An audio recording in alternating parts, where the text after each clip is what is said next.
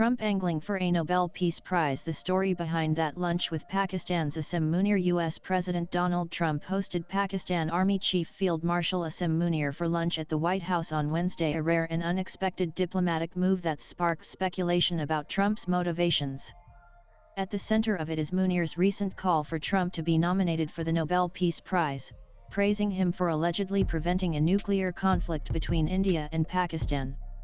White House spokesperson Anna Kelly confirmed that Munir's comments were a key reason for the invitation, adding fuel to claims that Trump's latest foreign policy gesture is less about diplomacy and more about legacy. Nanan Trump's hospitality towards Munir marks a sharp shift from his first term in office, when he publicly accused Pakistan of harboring terrorists and being deceitful in its dealings with the U.S.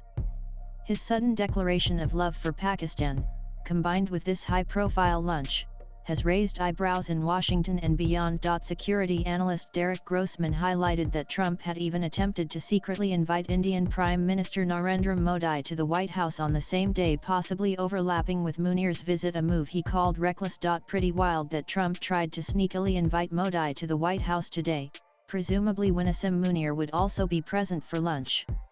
Grossman posted on X. He doesn't understand the context and history of India-Pakistan tensions at all, and just wants the photo op to win a Nobel Peace Prize later. Nanan foreign policy analysts believe there's more to the meeting than just Trump's Nobel ambitions. With tensions rising between Israel and Iran over Tehran's nuclear program, speculation is mounting about a potential military strike if diplomacy fails. In such a scenario, Pakistan's strategic location and military infrastructure could prove critical to U.S. interests. Pakistan has historically served as a launchpad for U.S. operations in the region. Analysts also argue that both Washington and Tel Aviv are keen on keeping Iran isolated in the Muslim world, and ensuring it doesn't gain Pakistan's backing could be part of that larger strategy. Nanan. The lunch was facilitated by Sajid Tarar, a Pakistani-American businessman and vocal Trump supporter who also founded the American Muslims for Trump group.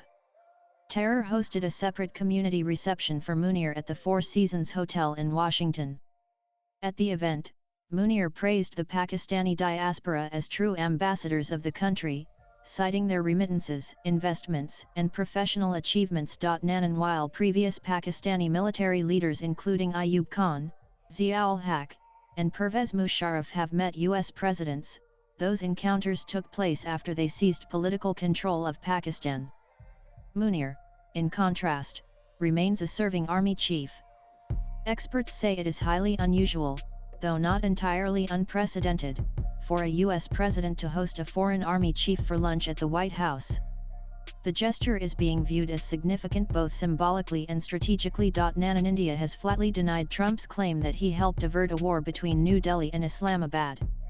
Prime Minister Narendra Modi clarified in a 35-minute phone call that the ceasefire following a 4-day military standoff in May was the result of direct talks between the Indian and Pakistani military leadership with no third-party mediation. India's Foreign Secretary Vikram Misri reinforced the government's stance: India has never accepted and will never accept third-party mediation in its bilateral issues with Pakistan. The confrontation in early May stemmed from a deadly terrorist attack on April 22 in Pahalgam, Jammu and Kashmir, which killed 26 people.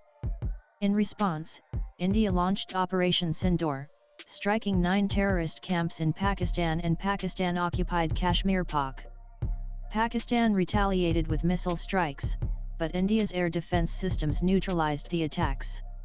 The conflict lasted from May 7 to 10 and ended following military-level talks between the two countries. Nanan. Swipe left for next video. Many foreign policy observers argue that Trump's meeting with Munir was not just a diplomatic play but a calculated step in his pursuit of the Nobel Peace Prize.